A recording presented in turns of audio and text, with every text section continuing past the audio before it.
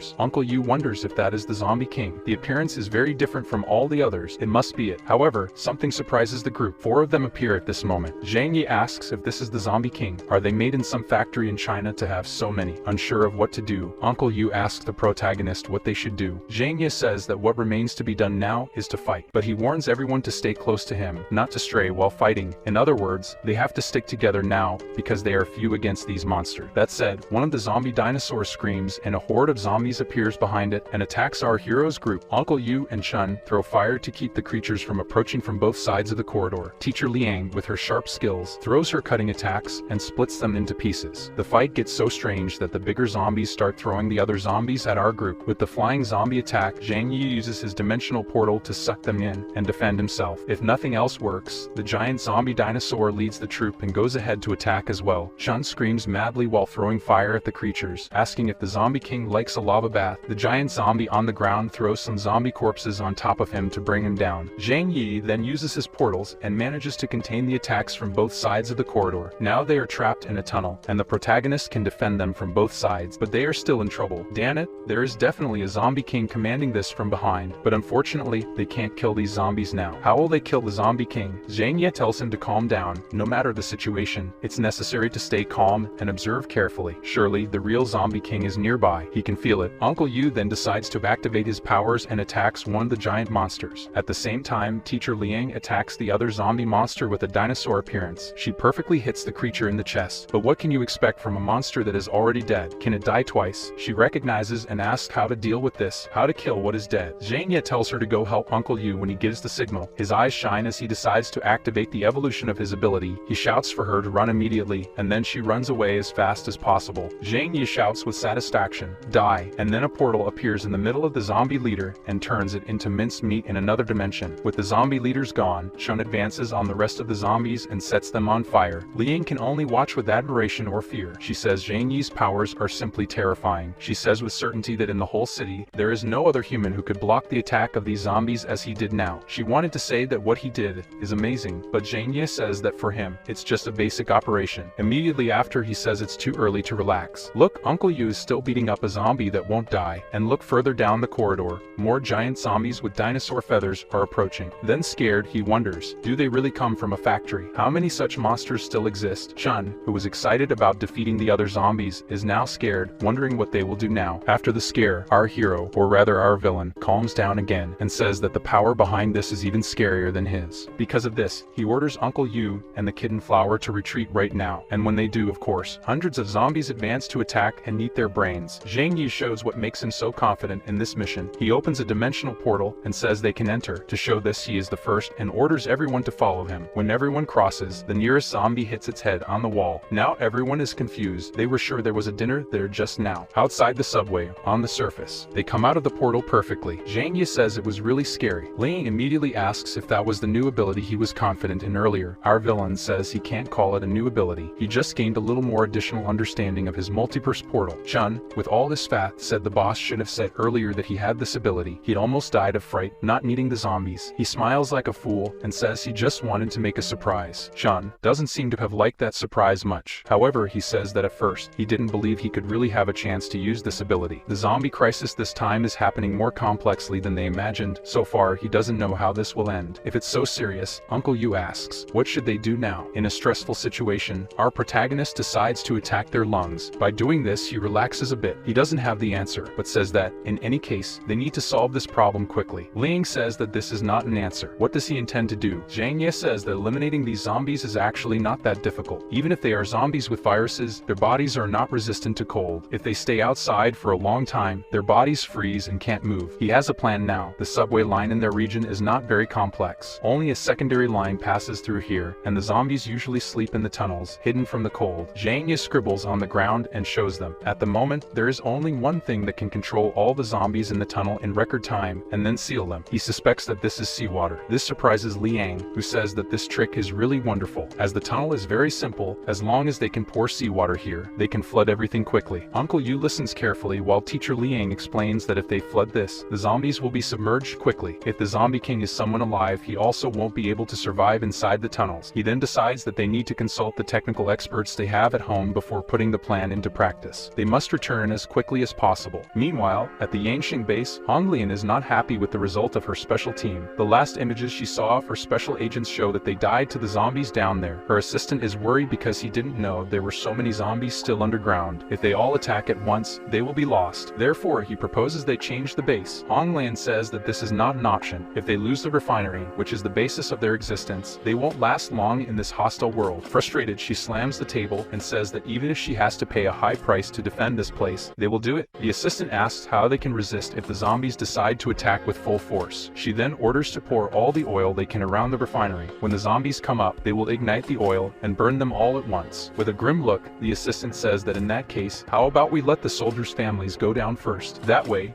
even if we have some problem, there will be someone to help. She simply agrees and says to do as he said. Meanwhile, back at the protagonist's mansion, everyone returns safely, and Zhu Qi there to receive her husband. She brings him tea to warm up and hear about the result of their mission. Nothing like a hot cup from his dear wife. He said they had some problems, but they will be solved soon. It didn't take long for Qinchin and Karen to come to get news of the mission. Zhang Yi only says that he has a very important question to ask for advice. He needs a way to make seawater freeze quickly in large quantities. Do they have any suggestions? Karen takes the lead and responds that the method exists naturally, just use some chemical materials to make it freeze more easily. But what is the reason for that? Zhang Yi reveals that their plan is to freeze the entire subway line under the city. He says that it is not very difficult, but it requires great preparation. Zhang Yi tells Karen that there is no need to rush. What needs to be guaranteed is the result. The girl excitedly says that she will prepare a large amount of coagulant agent, the materials found in the chemical factory, that time will be useful for that. With this, he says that this afternoon they will act together to collect the seawater. Then, after a few hours, they are back in the car, heading to the coast. When they finally reach the sea, teacher Liang is amazed by the beauty of the completely frozen sea. Uncle Yu recognizes that the surface of this place is nothing compared to living on snow with meters of depth. Zhang Yi says they will have to drive on the ice until they reach a place where they can collect water. After 2 hours of driving on the frozen water, the otaku says he can see the waves of the sea just ahead. At this point, our villain was already very nervous. This place is completely unstable. If there is any danger here, they will simply sink into the icy water. So without delay, they get out of the car, and Zhang Yi activates his ability using his dimensional portal. He takes seawater and puts it in his infinite extra-dimensional space. Uncle Yu, while warming his hands, laments that if they had known they were coming here, he would have brought a fishing rod. Zhang Yi says that this comment brought an interesting idea to him. How about they build a lake at home and put some marine fish in it? Chun goes even further and says that in the future, they could build a house by the sea. The crazy otaku says that if one day everything is destroyed and the bases go to hell because of the zombies, they can flee and sail the seas. Zhang Yi says that it's not bad to have alternative plans, but first, they must focus on solving the immediate problem. After collecting all the necessary water, Zhang Yi wastes no time and says that everyone must return immediately. As they move to the car, something terrifying appears behind them, a killer whale. The terror is discovering that this is also a mutant, capable of growing legs and invading the city. After a few hours, they manage to return home. Zhang Yi goes to the lab to visit Karen to find out if the materials he needs are ready. The girl says yes, that it's not even a very special material. It's very easy to prepare. She shows some buckets and says that you just have to put this in the seawater, and it will cause the salt to precipitate quickly. With the reduced salt content, the seawater will freeze quickly at low temperatures. She explains that you need to put this in the water and wait at least 2 days for it to be complete. Time passes, and suddenly, in the morning, a warning echoes throughout the mansion. It is being attacked. Our protagonist wakes up with the alarm in his head, indicating that 0.1% of the base integrity has been compromised. He quickly opens his reinforced window to see what is happening, and is met with an army of giant rats attacking his house. And not only that, dozens of zombies are also approaching. They wonder if now the rats have decided to join the zombies, or if the zombies are now also rats. The fact is that they are causing damage to the house's structure, and the noise is deafening. Thinking more calmly, Zhang Yi says that in a short time, they will definitely not be able to break the house's defenses. But as the saying goes, constant dripping wears away the stone. In any case, he also doesn't want these rats to leave holes in the house's structure, which would look ugly. Zhang Yi can only think of one alternative. This is definitely a test from the Zombie King to test him and gather information. He puts on his cold weather clothes and calls the others to defend the territory. Outside, the whole team enters combat and manages to exterminate all the giant rats and zombies that attack. The protagonist predicts that if these rats start attacking every day, in 2 years, they will be able to break through the external walls of the shelter. In any case, he calls everyone inside and says this will be resolved in 2 days. After we are sure of the urgency of the risk, at the same time, the Chuyo base makes its decisions. The local leader observes the zombies gathered on their ship unloading platforms. They decided to abandon the port to leave the zombies behind and went to live on cargo ships. Although this meant leaving many resources behind, it also made them safer against the zombies, who are now practically unreachable. Now, the result of these attacks on the Snow Sect base, the rat and zombie attacks decimated a good part of the sect's servants. Those who survived saw the opportunity to eat meat again. These giant rats, once defeated, are quite succulent. They don't care if there's a zombie virus, it's big enough to eat for several days. After 2 days, everything was ready for the plan to freeze the subway and all the zombies. Zhang Yi does a test to see how it goes, and as expected, when the water is poured outside, it freezes after some time. Confirming the theory, he calls the whole team to apply this in practice. They go to the possible water outlets of the subway before pouring water through one of the entrances. He seals all the others to prevent the zombies from escaping or the water from leaking. Using explosives, he seals all the exits by demolishing them. Just press a button and watch the magic happen. Shin even questions if, by doing this, the zombie king will realize they are acting and have time to escape. Zhang Yi says this is not bad. Their initial plan was not to kill the zombies but to face them outside the subway. If he escapes, they will have the chance to execute the first plan. He reinforces that the important thing is that these things are far from his house. If they want to live near the subway to attack them, he won't let them. Liang questions, and if all the people in the world turn into zombies, how will they survive? Our villain then explains his reasoning. Maybe one day the whole world will be destroyed by a virus or a snow apocalypse. When that day comes, maybe the world will balance again. It doesn't matter. In times of difficulty, you must focus only on yourself, on surviving. If the safest thing is to protect their base, that's what they will do. Finally, they reach the subway entrance and pour the water, starting to flood the entire place. Soon, the rats run deeper into the subway to escape the cold water. But what could be faster than the water flowing through the tunnels? Soon it reaches the zombies in the depths of the tunnels, and they are all submerged by the water. It didn't take long for everything to be underwater. After that, it will only be necessary to pour the substances that Karen created, and the water freezing process at low temperature begins. In just minutes, everything was frozen. Done. Now their problem was solved. Zhang Yi says they should rest now. The zombie rat group's outside. He will take care of them. They all recognize Zhang Yi's power. It is really bizarre. But Liang asks, what exactly are they going to do now? He says they will do the obvious, hit a fallen dog, zombies or rats anyway. These things represent a great threat to them. Since they are in this situation, they can never be unprepared. Killing a few more is always good. Their goal now is to kill all the zombies they can, preventing them from spreading to other places. The zombies that managed to escape the tunnel and were not frozen chase them. In other places, special zombies also came out of there. Soon we will see for the first time a white monkey zombie. He seems to have awareness and controls these zombies in dinosaur costumes. He receives a signal suddenly and states that his master has issued a new order. Then he walks with his wanderers to fulfill it. Meanwhile, at the Yangxing base, Honglian is surrounding her base with fuel produced in her factory. Her plan is to create an infinite bonfire around the base with flames that not even zombies could cross. This natural barrier will prevent any zombie from crossing it. I think fire burning in the snow is not very strange. Won't it melt everything around? I don't know if that will happen. Now we are shown the Kingpu base in its underground shelter. Its leader is worried because fighting zombies every day is exhausting for all of them, so they decided to hide in the underground shelters and let the zombies do what they want with the base. After all, they don't want the equipment and don't even know how to use it. Finally, back to the base that matters, our protagonist's base. Chinchin comes to show him an important email that arrived. He says this is unexpected. Who sends emails nowadays? More despairing than sending emails is what was written in the message. It said that the special team arrived in the southern region of Tianhui City. Make sure to be at the meeting point at 2:30 in the afternoon. Guest list: Sing Weinan from Choi Refuge, Xiao Honglian from Yangxing Refuge, Wei Dinghai from Kingpu Refuge, Xuan Yuan,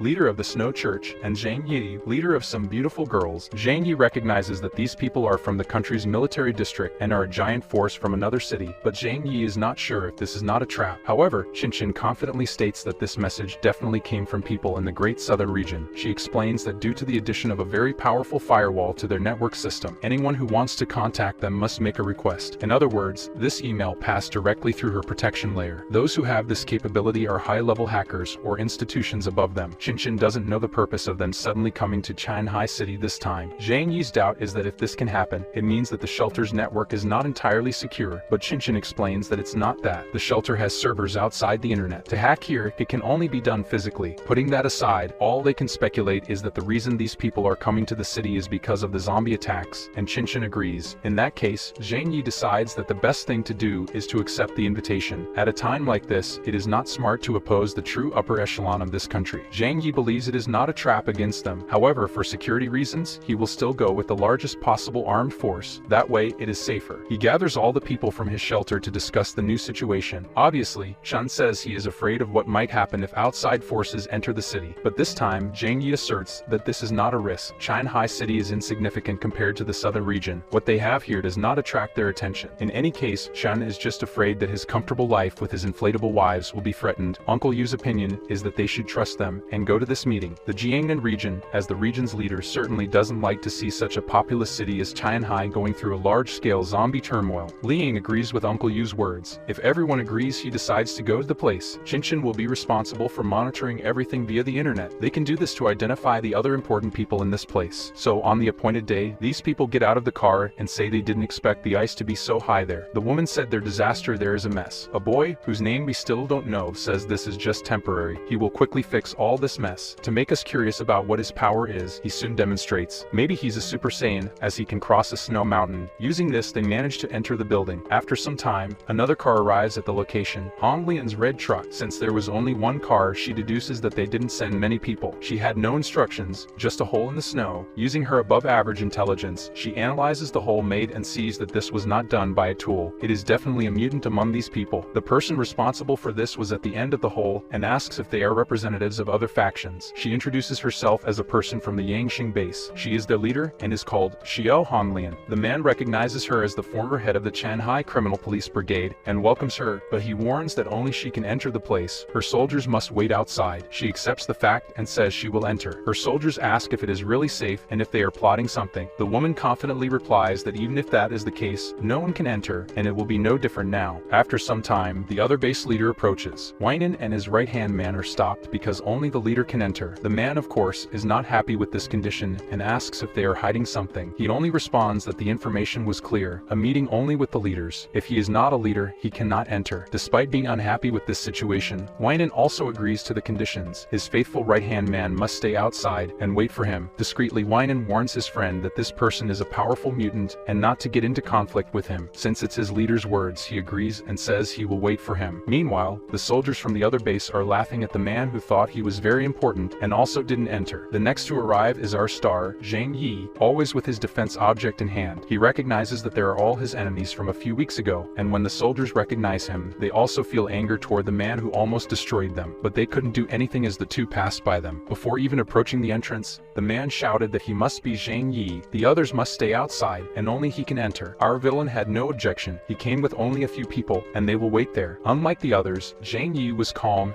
and asked which room the meeting was in. The man replied that it was on the 5th floor, to the left, the 3rd meeting room. It didn't take long for him to find the indicated room. Besides the two familiar faces, he had never seen this other person before. In his mind, he wondered if he was wearing sunglasses indoors. Isn't he blind? As he sits down, he introduces himself and says he hasn't had the opportunity to greet him yet. The man is named Ban Junwu and is the person sent by the southern region to investigate the zombie situation this time. Of course, it is a pleasure to meet such a person. The next person to arrive is our villain's old school friend. He immediately greets his old friend and asks how he has been. To make it clear to everyone, he says it hasn't been easy dealing with these zombies every day and is about to go crazy with it. Folks, this is the most recent chapter released. To help me, I want you to like this video and subscribe to the channel now. This is not an order, but it encourages me to translate and bring this story to you. Thank you for watching. Don't forget to subscribe to the channel so you don't miss out on upcoming videos. Leave a like if you enjoyed it and share with your friends. See you in the next video.